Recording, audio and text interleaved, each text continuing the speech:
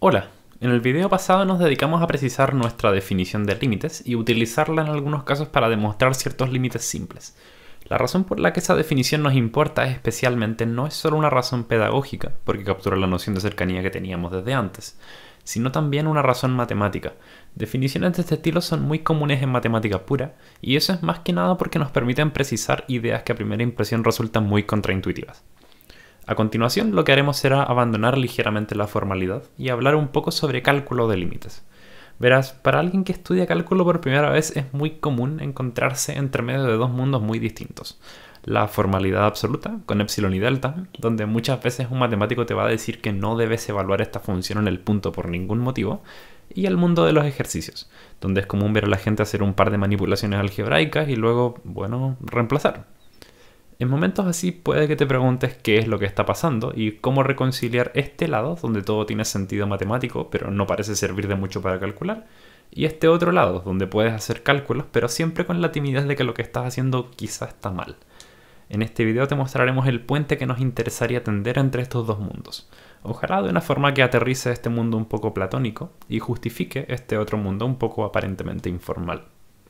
Con los ejemplos que hemos visto hasta ahora, puede que te hayas encontrado con dos tipos de límites. Aquellos donde el límite no podría ser más evidente, como x cuadrado cuando x tiende a 2 o 1 partido de x cuando x tiende a 4, y aquellos donde tampoco es tan inmediato, como este ejemplo que vimos al principio. Recordemos también que, como dijimos hace un par de videos, la razón por la que estamos estudiando límites es porque queremos calcular derivadas, y las derivadas siempre son límites del segundo tipo, donde si reemplazas no vas a obtener nada muy útil. Entonces son esos límites los que nos interesaría saber resolver. ¿Qué hacemos entonces con los primeros? ¿Cómo podemos clasificarlos o identificarlos? Es para esto que se inventa el concepto de continuidad, para poder calcular estos límites en que nos gustaría decir que basta con reemplazar. Una función f se dice que es continua en un punto a perteneciente a su dominio, si para calcular el límite cuando x tiende a basta con reemplazar en x igual a. Esa es la definición de continuidad. Y en unos cuantos videos más vamos a explorar esto y las consecuencias que tiene, pero por ahora nos contentaremos con decir que funciones como estas son las que nos permitan reemplazar, y son las que buscamos cuando resolvemos límites. ¿Y cuáles son? Bueno, todas las rectas, funciones polinómicas, racionales en puntos donde no se indeterminan, y trigonométricas bajo el mismo supuesto. Es decir, todas las funciones que conoces y que no tienen saltos en su gráfica ni nada por el estilo. Entonces, cuando manipulamos un límite como este, somos libres de cancelar x, puesto que estamos viendo cómo se comporta esta expresión para valores cercanos a 0, pero no iguales. Así que la cancelación es legítima. Y quedamos con esto, que es una función continua en 0 y por lo tanto podemos reemplazar. De forma más gráfica, lo que estamos haciendo con estos límites es preguntarnos qué función continua es idéntica a esta, salvo por el punto conflictivo, y cómo esta función tapa el agujero que la otra deja. Vamos a seguir hablando mucho más sobre continuidad a lo largo de los siguientes videos. En sí mismo corresponde a un tema bastante importante, pero por ahora queríamos mencionarlo más que nada para dar una idea de hacia dónde estamos yendo con todo esto y cómo todas las propiedades y teoremas que estamos a punto de desarrollar trabajan juntas a la hora de resolver problemas relacionados con límites y eventualmente con derivadas. Dicho esto, volvamos a la formalidad. Hemos visto que para realizar el cálculo de límites de este tipo, que son algunos de los más comunes en derivadas, necesitamos desarrollar más el concepto de continuidad. Por lo tanto, tiene sentido caminar hacia eso.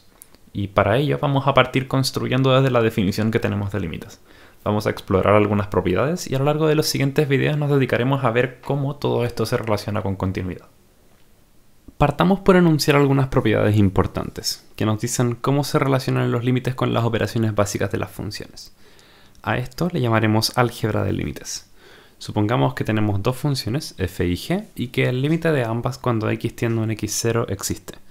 Al de f le llamaremos L1 y al de g le llamaremos L2. Los teoremas de álgebra de límites nos dicen que el límite de la suma de f y g es la suma de los límites.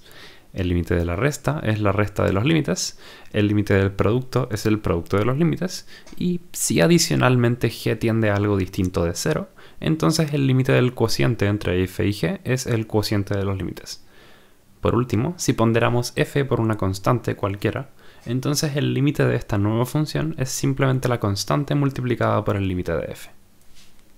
Vamos a demostrar la primera de estas propiedades y las otras se encontrarán en el complemento. En particular, te proponemos como ejercicio probar por tu cuenta el de la ponderación escalar. Luego, cuando ya estemos calculando límites, vamos a utilizar muy seguido propiedades como estas para nuestros cálculos, y la definición epsilon delta irá cayendo lentamente en desuso. Es importante notar que aún así, aunque no lo estemos pensando en el momento, estaremos constantemente apoyándonos en ella para nuestro razonamiento. Entonces, probemos la propiedad para la suma. Como es recomendable para demostraciones como estas, partamos por hacer un borrador de lo que queremos. Para algún epsilon positivo nos gustaría encontrar un delta, tal que la distancia entre los f más g de x y nuestro candidato al límite L1 más L2 sea menor que epsilon, si los x están a distancia de x será menor que este delta. Pero notemos que la distancia que queremos hacer pequeña es, por definición de suma de funciones, igual a esto. Y esto lo podemos reordenar agrupando cada función con su límite de esta forma. Aquí utilizamos desigualdad triangular, para afirmar que esta distancia es menor o igual que la suma de las distancias de cada función a su respectivo límite. La razón por la que hicimos esto fue porque para delta suficientemente pequeño, estas distancias se pueden hacer tan pequeñas como queramos. Eso nos lo dice el supuesto que hicimos de que los límites de f y g existen. Entonces, si logramos que esta suma de distancias sea menor que epsilon, entonces la distancia que queremos también lo será. Con esto en mente, hagamos la demostración. Para epsilon positivo, lo vamos a separar en dos sumandos, a y b, donde ambos son positivos.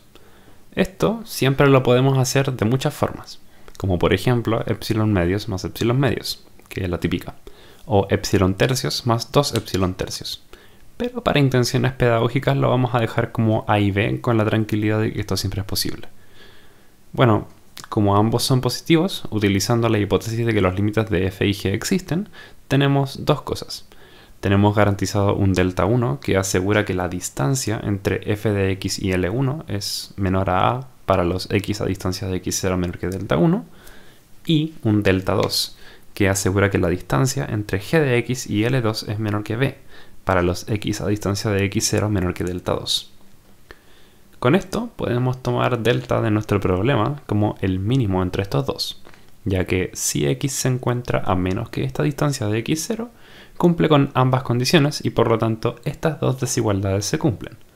Así, su suma debe ser menor a más b, que es epsilon. Pero recordemos que esta expresión era mayor que la distancia entre f más g y su límite. Por lo tanto, hemos escogido el delta que logra que la distancia entre la función f más g de x y su límite sea menor que epsilon para cualquier epsilon. Queda esto demostrado. Como decíamos, las demostraciones por epsilon delta de las otras propiedades se encontrarán en el complemento de este vídeo. A continuación, vamos a presentar otra propiedad muy importante sobre límites, que es el llamado teorema del sándwich. A grandes rasgos, nos dice que si tenemos dos funciones cuyos límites en cierto punto conocemos y son iguales, entonces si una tercera función se encuentra atrapada entre estas dos, al menos dentro de un cierto intervalo que contiene el punto de límite que nos interesa, esta tercera función debe tener el mismo límite que las otras dos.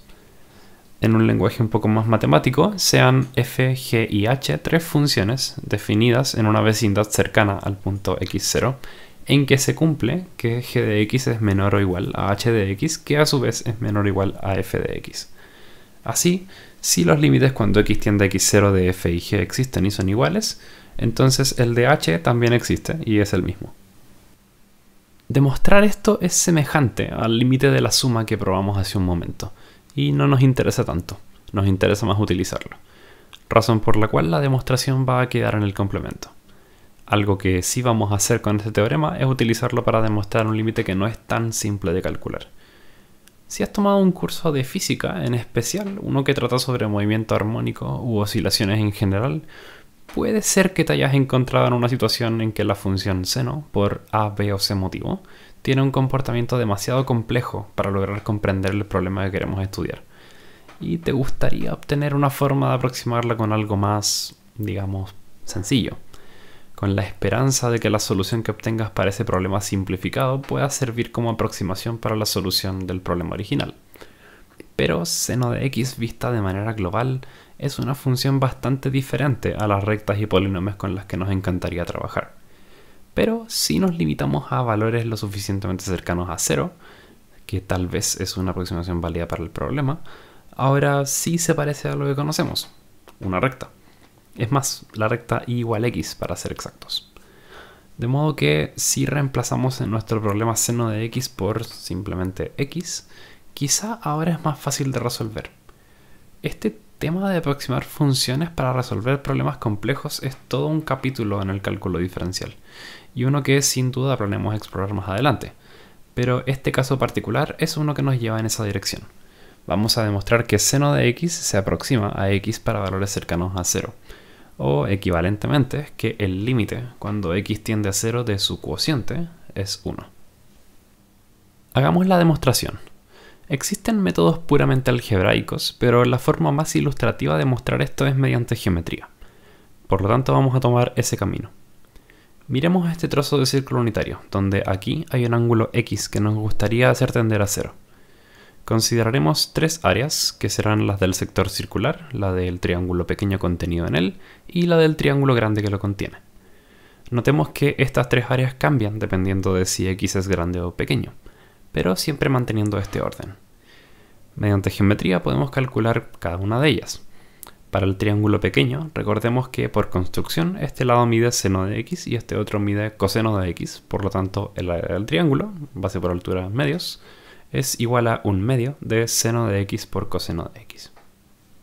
Ahora para el sector circular hacemos una simple regla de 3, ya que cuando el ángulo es 2π, el área cubierta por él es todo el área del círculo, es decir, pi, deducimos que cualquiera sea el ángulo, el área cubierta por él será la mitad de su valor en radianes.